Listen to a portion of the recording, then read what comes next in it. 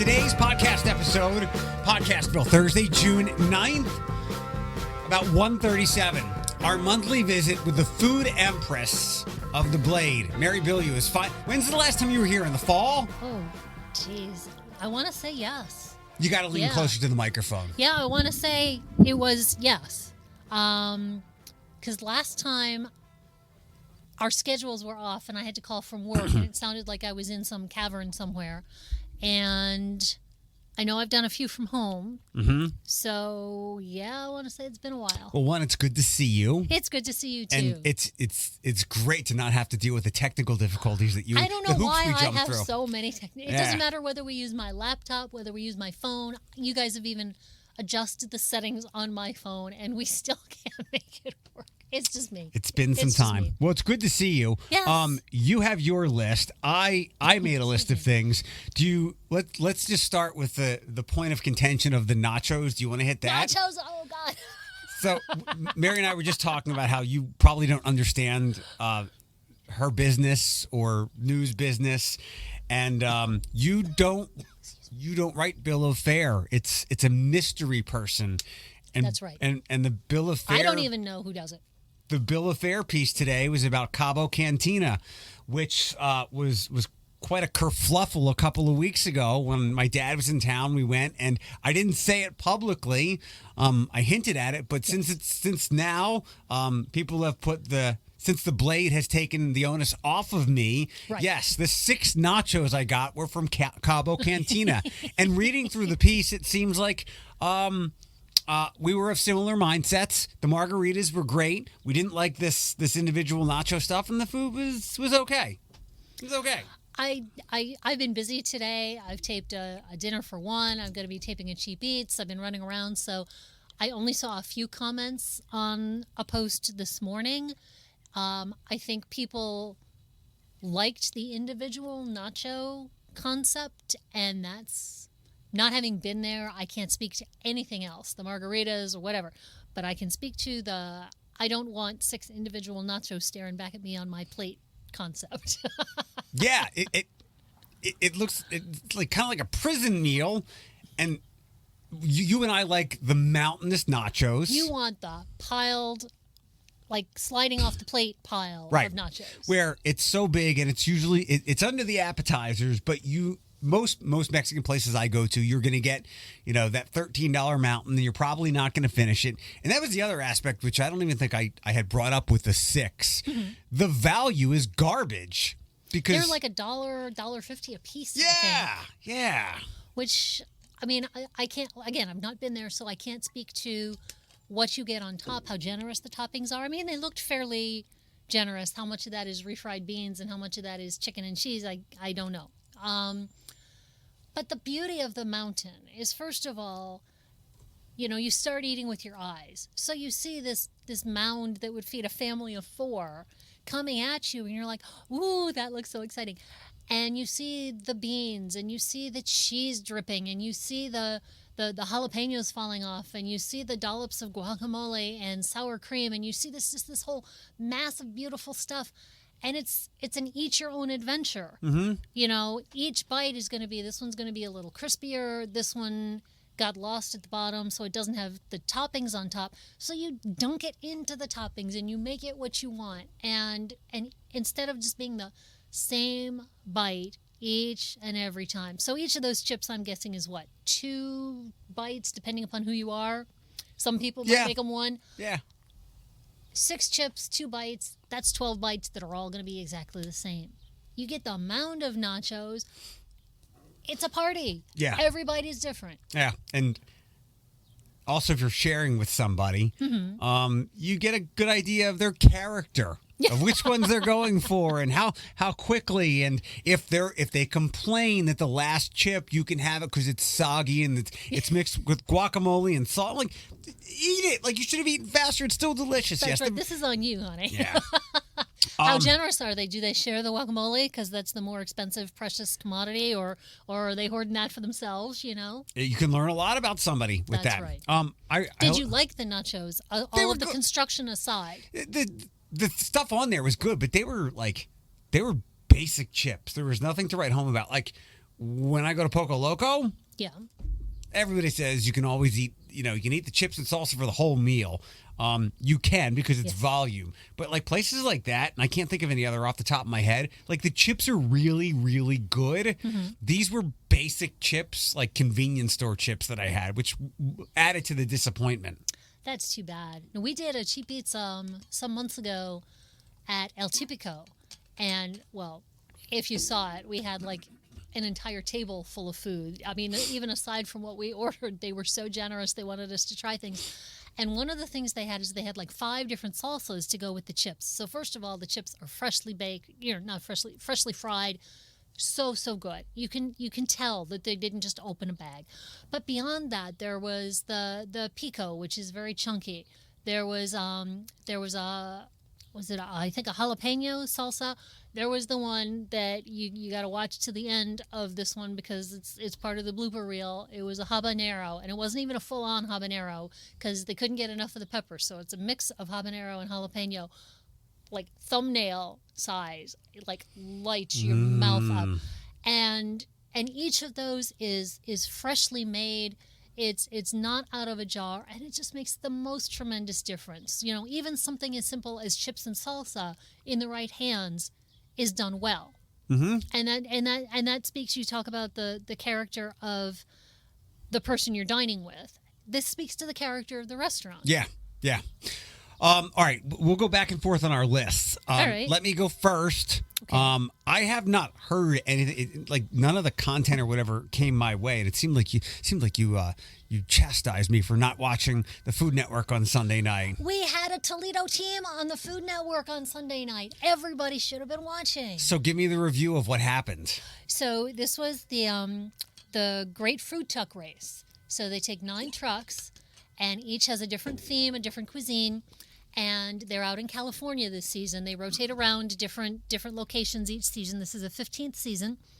And what they do is they get different assignments of dishes they have to make, locales they have to go to, and the one who has the best sales is guaranteed a spot the next week.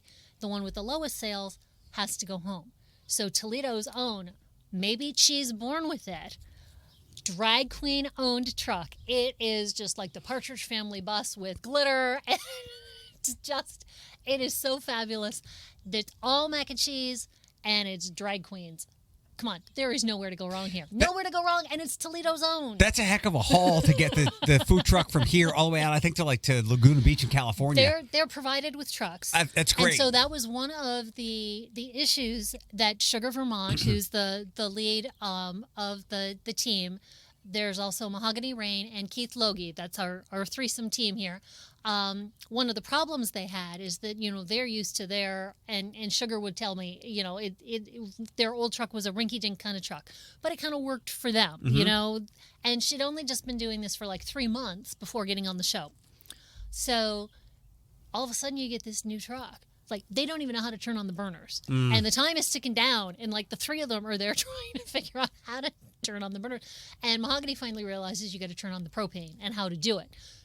So, they're good to go. So they are provided with the trucks, and it's absolutely from the first moment it's learning curve, and you're watching it almost live. They got dogged by the handful of tweets that I was able to find. So tell me what I missed. Give me the context of what was going on. So their first challenge, when they all first met up, is they were supposed to make something extremely hot, the hottest dish they could make, and they were given an array of peppers.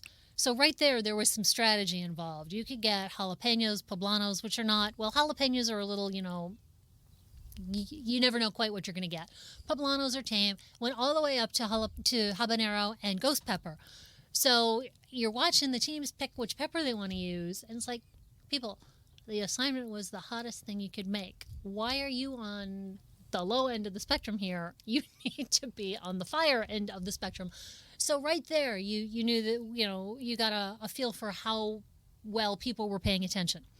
And so there was a South African team, identical twins, who are just a hoot together. They like finish each other's sentences. They had enough sense to go for the habanero, and they had the hottest dish, and so they won that challenge. They got extra money. The next challenge was they had to go out and sell, and they weren't given a specific assignment, but they all kind of ended up in the same place at the grocery store where they'd gone shopping, figuring there's people, they want food, they're hungry, big space. And Sugar's out there, with the glitter and inviting people to come to the truck. And, she's just this amazing, warm, fabulous personality. And so she's bringing people in, but then they showed, and I felt so bad because a lot of the people were really rude, and they were saying they didn't like the mac and cheese, and this one guy shows how he's, dunking the basket, throwing it out. Was there a nicer way to say that maybe they were focused more on presentation than on food? I'm sure there was. But it's a TV show, and they're going for the drama. Right. So I don't know how much, like on the one, I'm not doing any kind of live tweeting. I'm not doing any updates on my Facebook page because I don't want to spoil it for people who've, say, recorded it and not had a chance to watch it yet. So I don't know how much more information you want. Oh, it's Thursday. We can. I want to know personally. You've had your chance. If you haven't watched it yet, that's on you. Yeah. Are they still in the competition? They are. Okay, good. They are. Good. They were given one final assignment to take the dishes that were made in the first round, and then they were swapped. So each was given a different team's dish, and then make it their own.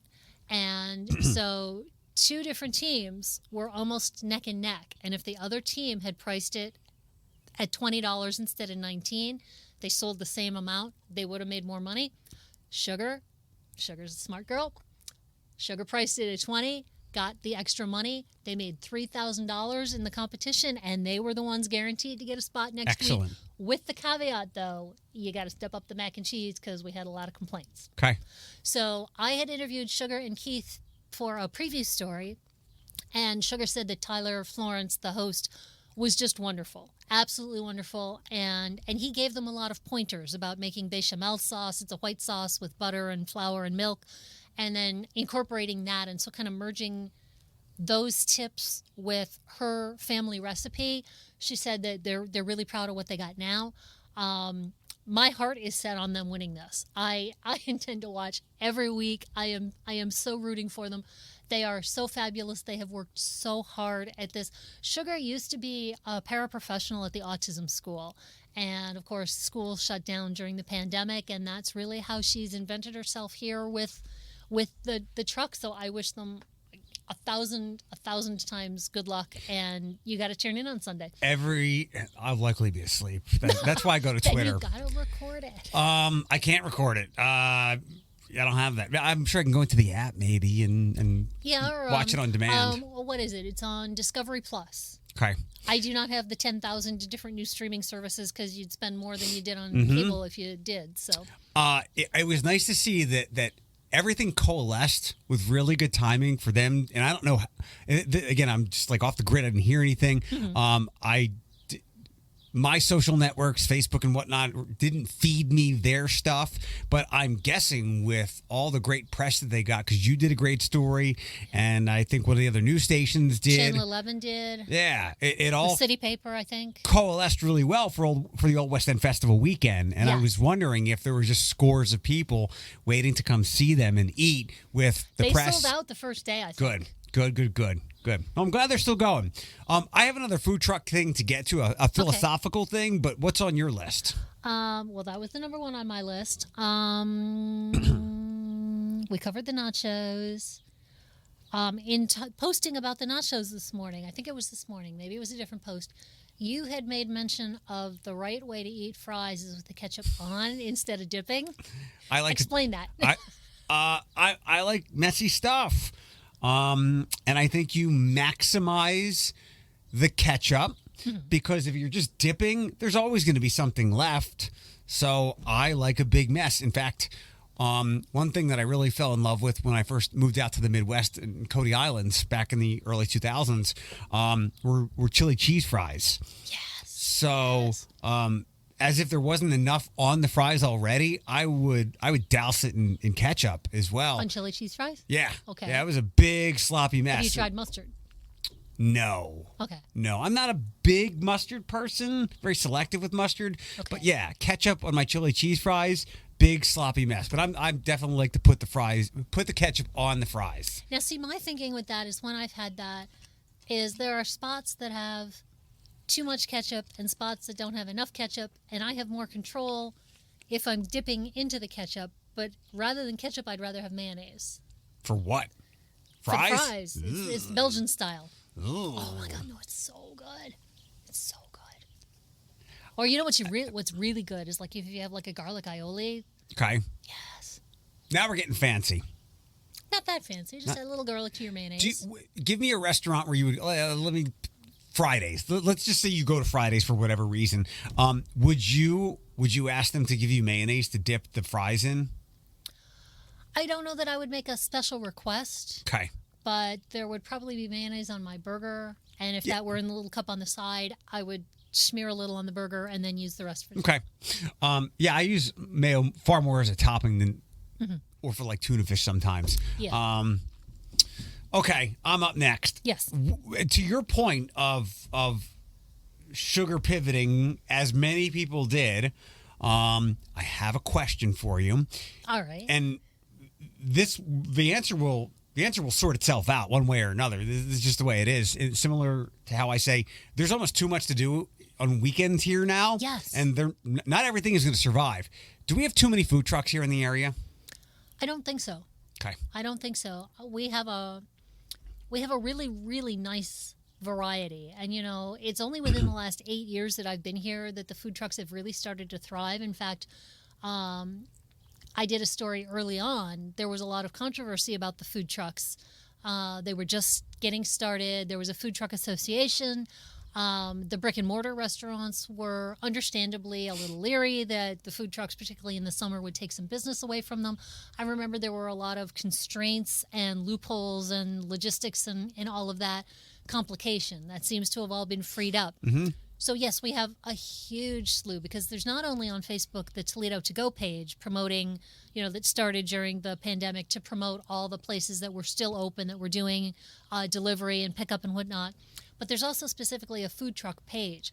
So if you want pizza, if you want wings, if you want the birria tacos, if you want African food, if you want Indian food, if you want mac and cheese, you name it. You want coffee, you want donuts. There is a truck for you. Yep. And I don't think we've reached saturation yet. I mean, because we have all these different kinds of restaurants. As they always say, Toledo loves to go out to eat. I don't think we have the most restaurants per capita anymore. The last I saw, San Francisco had that, though there's a lot of Toledo that's still clinging to that reputation regardless. You can sustain that, and you can sustain all the fast food restaurants, and a lot of times they use us as a target market to test things out. Right now, we have not hit saturation, and we can support the food trucks because what's really nice about them, especially if you get the ones like they used to gather at the Banner Mattress facility, and now I know that's being converted into something else. They gather down at Appliance Center on Wednesdays. There are so many different food truck festivals each day of the week. There's something. Lunch at Levis. Yeah, exactly. They go down to the farmers market in Perrysburg. All of this. If your whole group can't decide on what they want, I mean, how many times have you argued and been frustrated trying to figure out what restaurant you're going to go to?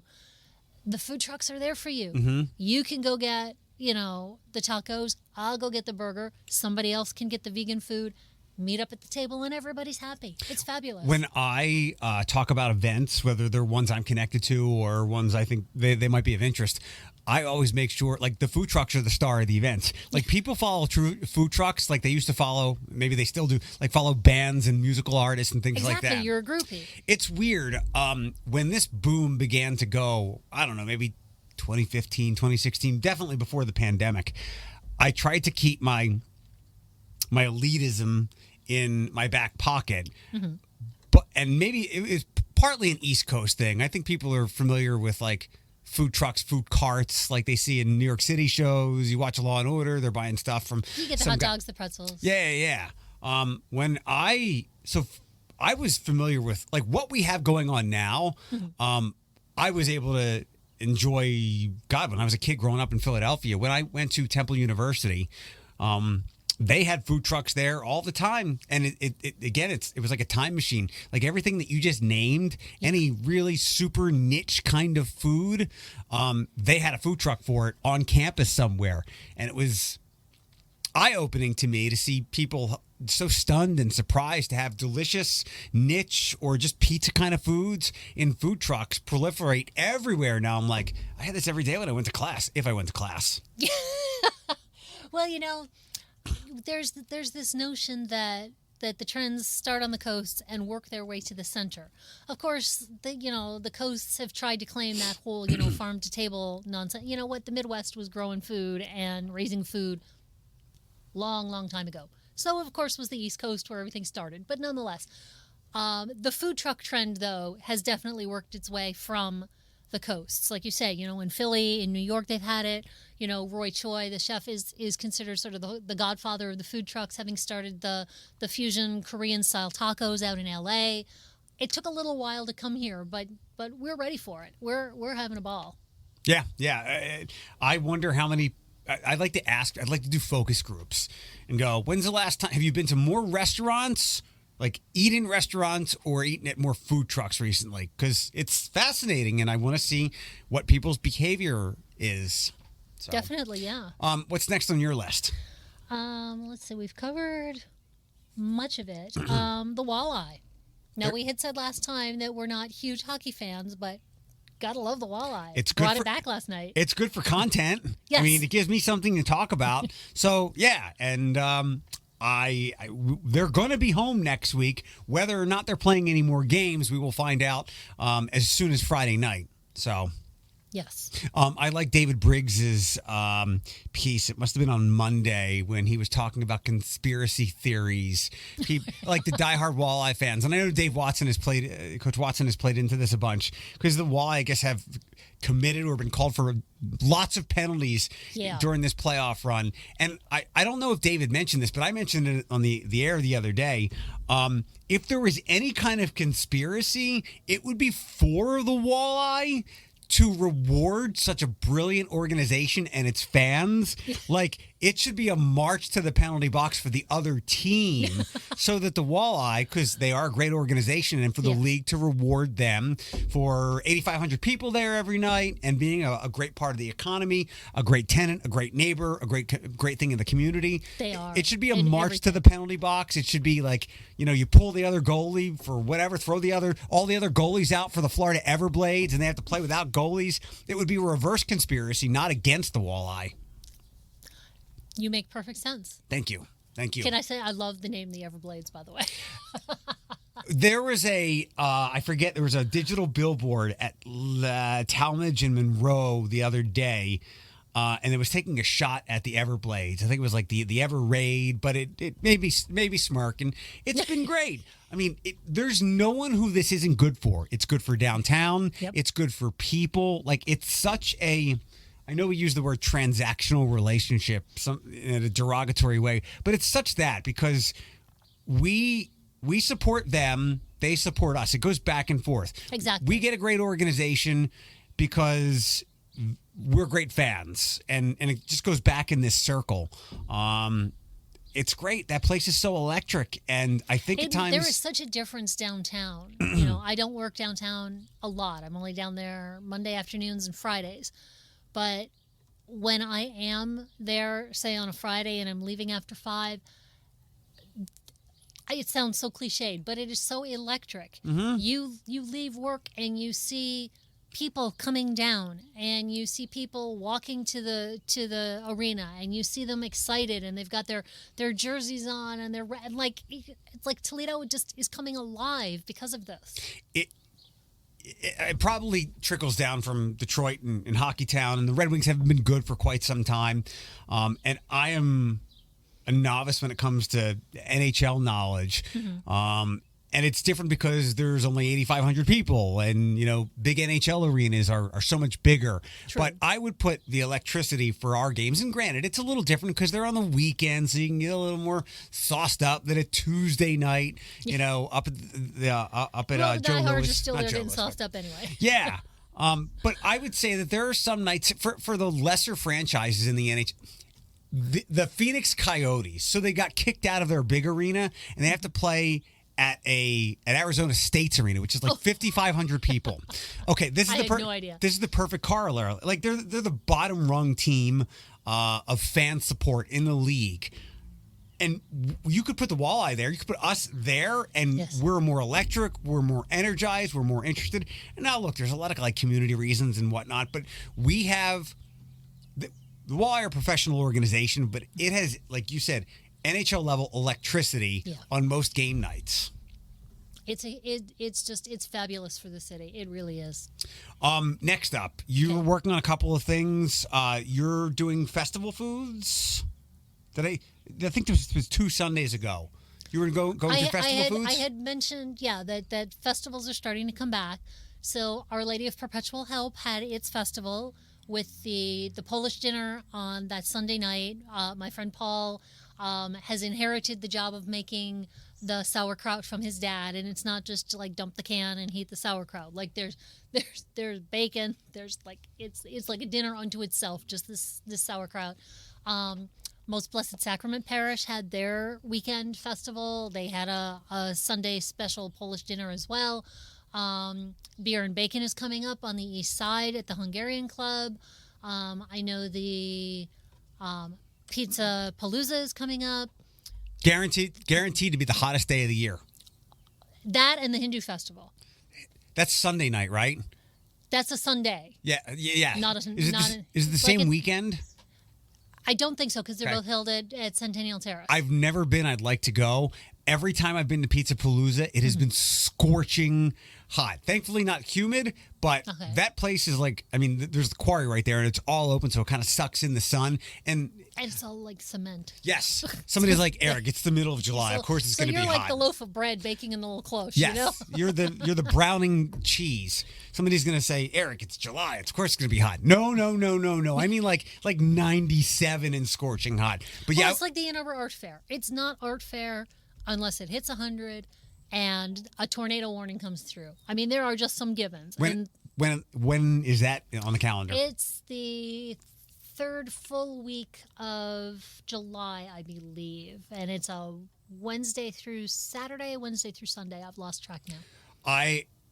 Of all the festivals that I've not been to, some I will never go to. I will never go to the Gaff. I'm not going to that taco and margarita thing. There's just going to be too many people. But I want to go to the Hindu festival because I love the Hindu festival. I have adapted a taste for Indian food over the last 5 or 6 years. The food is amazing. There's beautiful dancing and music, and they have vendors there selling gorgeous things. It is all about the food. I want to, like, if I got skunked and I would have to, tomato sauce myself. Yeah. I want that like week-long curry smell coming back from that. You'll have to bathe me forever. And don't even, I'm going to tell you right now, don't even try to read the menu and just say, what sounds good. You just want one of everything. You just go from window to window to window and just get everything. Something else I saw you were working on, kitchen catastrophes. Oh, I was baking a batch of blondies recently, and I'm so proud of and I'm of course doing a couple things at once, but that's sort of par for the course. So I mix everything up, and I remember remarking, "Ooh, this smells so lovely. It's so butterscotchy. It's got the butter and brown. It's brown butter, no less, not just regular butter. It's got the brown sugar. It smells so good. Pour it in the pan, bake it." Pull it out, and like it's this mass of little tidbits of pretzels and melted chocolate and goo. And I knew immediately what I had done. I had forgotten the flour. That seems pretty important, right? It's a pretty critical ingredient if you want your blondies to have any kind of structure and resemble blondies. Yes, indeed. So as I always do, I posted the picture on Facebook and had a good laugh at myself. And then I wrote a column about it because so many times people think, she's the food editor, And then there's Martha Stewart setting this standard of, this paragon of virtue that she is. And, Julia Child, you can look up the videos. Julia Child went to flip an omelet. Half of it fell on the stove. She patted it back in the pan and said, "Don't tell anybody." And she's dropped chickens. And that's, of course, just one of the 10,000 reasons we all love her. So I always make a point. If I've dropped the cupcakes, if I forget the flour, I wrote a column a few years ago. I had baked something in a pan, and then taken it out of the oven and put it on the stove. And then I went to go heat something up, and it was for a photo shoot. So I've got like all the burners in the oven and everything is going to get everything ready for the photographer to take pictures. And Lori King, whom I love, she retired last year and abandoned me. You abandoned me, Lori. I'm going to say it forever. She had come in, and we're in the kitchen, and I smelled something burning. And I'm like, I thought I took that out of the oven. Then I realized I had turned on the burner under the pan I had just removed from the oven. Oh, my. So I turn that off, and I go to move it so that it doesn't keep cooking because it's an electric stove, and so it takes forever to cool down. It's not like gas where you just turn it on and off. And you look at the bottom of it, you could see it was almost like somebody had baked an LP into the bottom.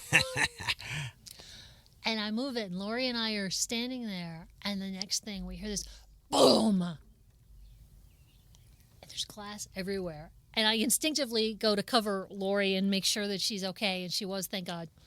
There's glass everywhere. I said, oh my God, go get your camera. So she went and got her camera. She's taking pictures of this disaster in my kitchen.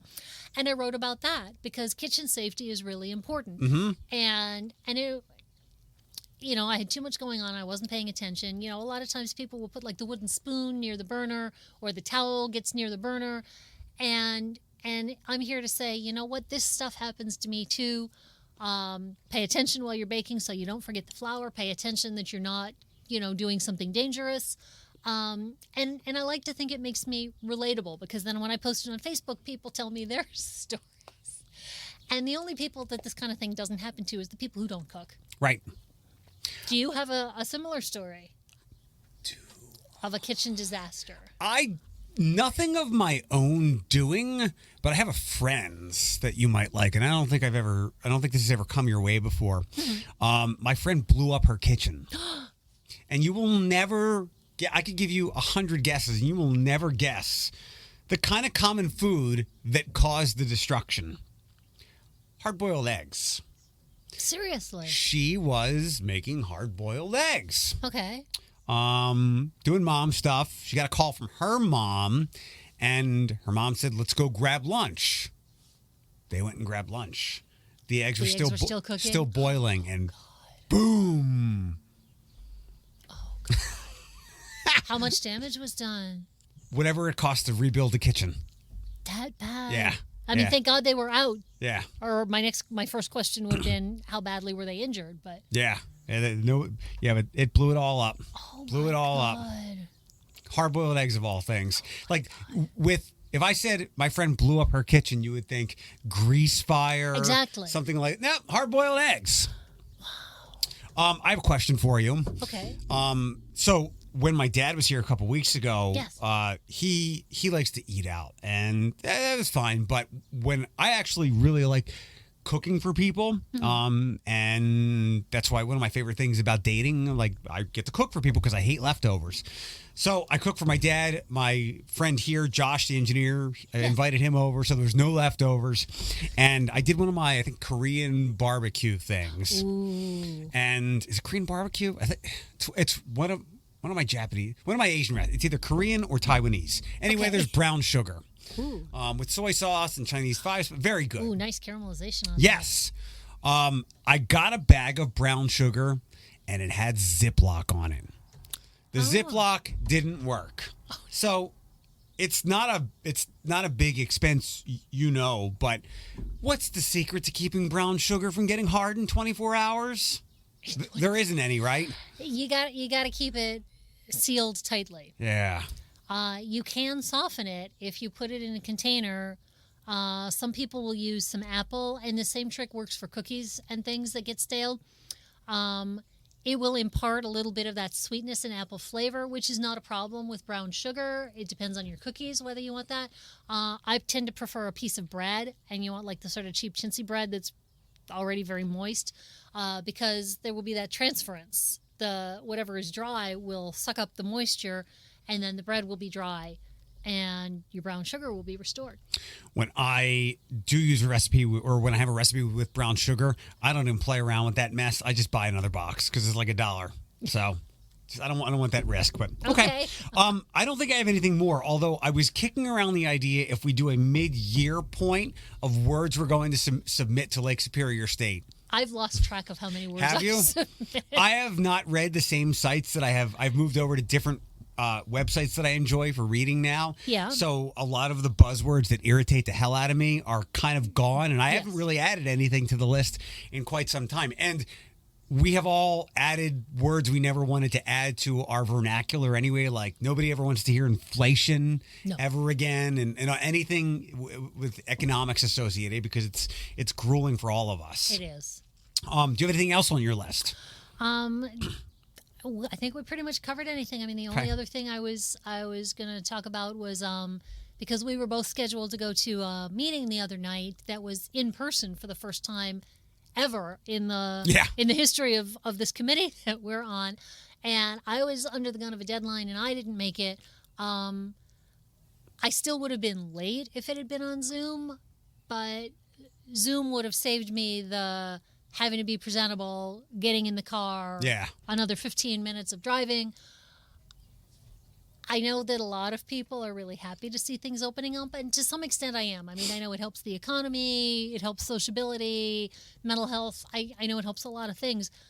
But there was also a great convenience to doing things from home. So in the last year or the year before, I was invited to speak to a group in Bowling Green, which was a lot of fun.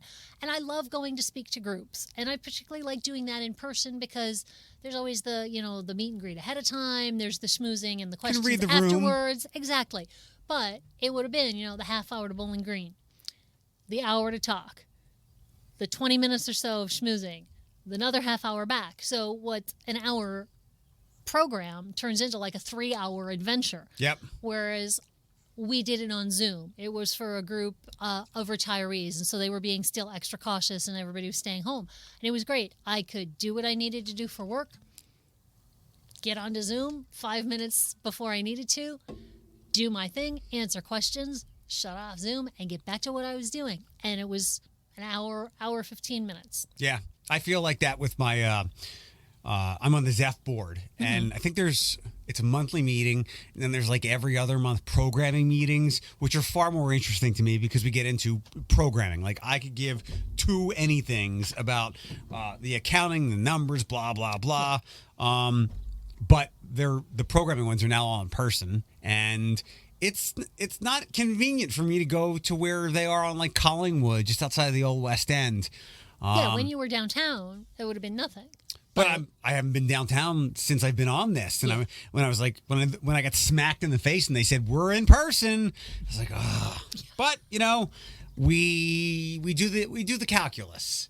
I could bail on it. I could be there via Zoom, or it's important FaceTime. So, you probably know, but you can ask me anything about it. And I don't know if you have gotten it, but I got my first COVID a couple weeks ago. You did. It raced through here. That's right. I remember telling you needed chicken soup. Yeah. I went to the NAMI walk and felt like hell for a couple days. Thought it was allergies, which have been bad. Yes. But there was no way it was allergies. With everybody here and the proximity, it was absolutely COVID. Did you test positive or did you not test? I did not test positive at all. All the rapid tests. I took 4 of them. Yeah. And then I took another one at urgent care. They were all negative. Wow. But from what I have been told and what I've come across is the rapids are only accurate when they're positive. You need a PCR test. Okay. And by the time I was going to get one, I was 8 days from being exposed. And at that point, my doctor and I both agreed. He's like, we're adding this up. Like, here are your symptoms. Here's who you were exposed to. I'm like, yes. Like, just give me some cough syrup. And I didn't even care about a positive test at that point. I just wanted the hellish symptoms to go. It felt like razor blades in my throat. It was awful. Oh, God. How awful. But you've been vaccinated, so at least it wasn't as horrendous as it might have been. Yeah. Like everybody had said who was smart or was able to get vaccinated, like worst cold I ever had. And it was pretty grueling because I don't get sick a lot. Right. But yeah, it wasn't fun. It was not fun. I was amazed that I was just powering. Now, this was right after your dad was here, though, so he didn't get exposed. Oh, God, I was super concerned because I was trying to do the timing, and he had been in here. Mm-hmm. But no, he was clear because as soon as I got the call from here, I called my dad to let him know, and he had no symptoms, and he's as boosted as he can be. But this has been, I'm calling the the STD wave where it's stealthily looming. Yes. You're getting it. Some people, we're as a public, we're choosing to ignore it and power through it, which is fine. Like that's another phase of this, and it being endemic. Yeah, we're kind of to the stage where we're not so terrified of it, Right. and we've accepted it as a fact of life. Like you might get the flu, you might get a cold, you might get COVID. Yeah, and it doesn't make it any less disruptive because because it's still, as you say, I mean, the symptoms are still bad. People are still at risk. People who can't get vaccinated or who are compromised are still at tremendous risk. The Friday when I finally caught up with my doctor and was waiting to get the cough syrup and everything, and I had a zoo remote the following day, and I just said I can't do it. Like forget about like me getting up. Like I did not have the energy because I kept. For half of the illness, I was powering through as it was just allergies, and I was just exhausted. And then my Fridays are busy because I record my weekend shows. So it's I kind of do like they're lesser presentation, but I'm still doing stuff. Right. And when I shut off the microphone after wrapping up my Sunday show that Friday, all this like throat to nose, I was like, it's done. It needs a rest. Oh, awful. And it didn't hurt. Like I just had nothing left to give. So, but and that's what it is. Again, like I said, it's like the STD. We're going to ignore it. We're going to go through it, and we're not going to talk about it. We're going to get our medication. And we'll just go through. I know several people who are either getting a second round or getting their first round. It's muted as opposed to the 3 weeks in the ICU that it was initially, but it's still going around. Yeah, it's. I'll ask you this question because you are just a couple of years older than me. I asked my dad this on the podcast. Stuart James, my friend from the Ability Center, I had him in here on Monday. He's 52. I like to think that every generation has had its own ills and ails and fears, and it's not to compare. It's for context. I remember my dad telling me that there were no school shootings, nothing like that, but he had to do nuclear drills, and that's kind of terrifying. Yeah, see, I don't remember those. I don't know if I've blocked it out or what. I honestly do not remember them. You're a little younger for that. You probably had to deal with the Vietnam fears and all that stuff. And I'm trying to gauge, and I guess everyone is unto themselves. Is the world worse than it's ever been in your lifetime, or is there just more people and places telling you about all the bad things? Or with most things, it's a combination of both? I think it's a little of both. I mean, that we've not had a pandemic. And there have been horrible things. There have been, Ebola. I find it really offensive that all of a sudden we're all worked up about monkeypox. You know what? That's been an issue in Africa for a long time. We only care because, it's here. It can stay over there and we're not going to pay any attention to it. There have been wars. I had actually written about this. Everybody is absolutely understandably horrified by what's going on in Ukraine. There are horrible things going on in Mali, in Burma, in China, in Syria still. There are horrendous situations in Latin America, and we care nothing because it doesn't directly affect us. And that's what I was getting at. I'm not dismissing all those awful things because the world is a bad place, and we have it really, really good compared to a lot of these places. But this all affects like everything that's happening now. Like I get it. We talked about this my friend Bethany teaches at TSA. Her daughter is now 2. Like I get the fact that you have a better chance of winning Powerball than you do of having your school shot up. But I understand the fear doesn't work. The fear doesn't work that way. Right. So what does affect us is pretty scary. And again, I just wonder if it's more bad things than ever before, or again, we're just so scared. And granted, well, we've had world wars, we've had, genocide. Genocide seems to come every generation. Again, it's just a matter of who's being targeted and how many are being targeted. So all of these horrible things, there's always some horrible thing going on in the world. But at the same time, when I was growing up, we had 3 networks. We had Walter Cronkite, and you heard you can't say, people always say, oh, it was more objective then. It was more objective. They tried to sort of toe this journalistic line of being objective, but you still got the anchor's influence of what story we're going to lead with, or whom we're going to interview, or how we're going to tell this story, if we're going to tell this story. And of course, each of the newspapers, the New York Times had its point of view, the Chicago Tribune had its point of view, there was always the Wall Street Journal. But we didn't have 1,000 cable channels. And Twitter about Walter Cronkite editorializing about the left or whatever. Yeah. Exactly. We didn't have podcasts where we could all narrow down our version of reality that we want to hear. We didn't have so much divisiveness, like there was George McGovern, there was Jesse Helms, and you're not old enough to know why either one of them was considered crazy, but they were the outliers. They weren't the whole party. Right. Like the whole, we used to be able to sit and have drinks and, order pizza in the middle of the night and hash something out, because you kind of agreed on the same goals. You maybe differed on how to get there. And now there's differing realities. Yeah. And everybody can go to a different site and prove their version of reality. So to your question, I think there's always been wonderful things going on in the world. There's always been horrible things going on in the world. So that part hasn't changed. But the onslaught of information, that you can't escape TV. You can't escape news alerts. You've got social media, sites I've never even heard of because I'm old. There are so many different ways that you're just bombarded 24 hours a day, and it affects your sleep and just it's that's a problem.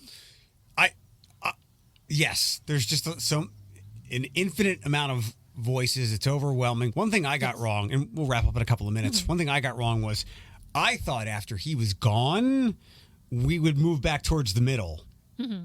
And we have relieved ourselves of 1 a.m. Twitter tirades that would dominate the news cycle, but we didn't come to the middle. In fact, the middle is as small as it's ever been, and we've gotten really fringy because of all those voices, because of what was going on. But he poured gasoline on that fire. Are you going to watch the hearings tonight?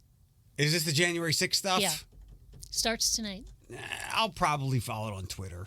And then the last thing with all this stuff, I did go, oh, shit, when Putin pulled this nonsense in Ukraine, because we were finally making some headway against literally a once-in-a-lifetime global pandemic, which we're now truly seeing that, as I've said, sadly, the million Americans we lost are going to be a drop in the bucket for how everyone else's life is affected. Some for good, but many, many for bad.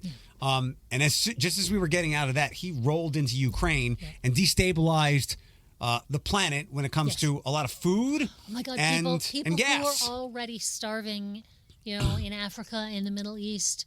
It has compounded the tragedy just astronomically. It is absolutely a crisis situation over there. Yeah, it's all, and couldn't he have rolled into, I don't know, go. What is the Bering Strait? Go back into Alaska. Take over Nome. We'll give you Nome. You can have Alaska back. I've been to Alaska. I love Alaska. I know. He went to the wrong place with the amount of oil.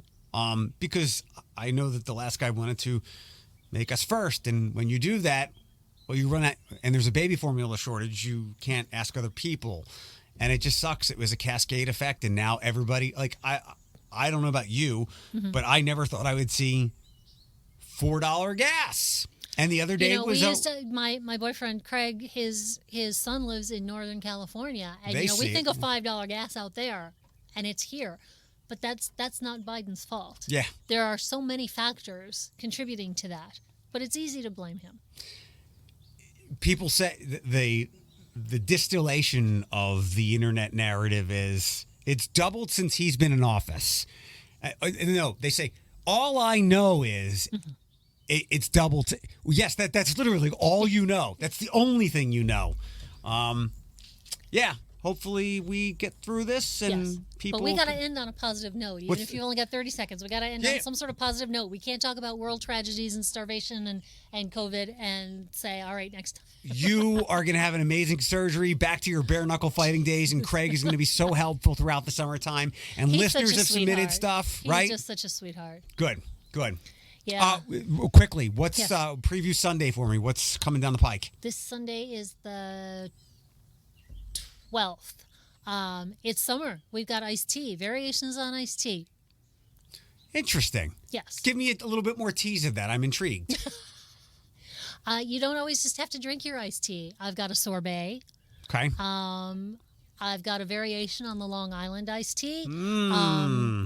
Rather than settling in Long Island, we've gone north a little bit to Boston. So Okay. there's a twist on that. Alcoholic? So, yes, indeed. Oh, I'm definitely looking. Quick warning: when you do go get these fancy like lemonades or iced teas, Yeah. sneaky sugar and calories. Be careful. Yes. So make sure it's alcoholic, because if you're gonna have calories, you better get You drunk. might as well off. have some fun. Right. All right. All right. We're done. Good to see you. Always good to see you.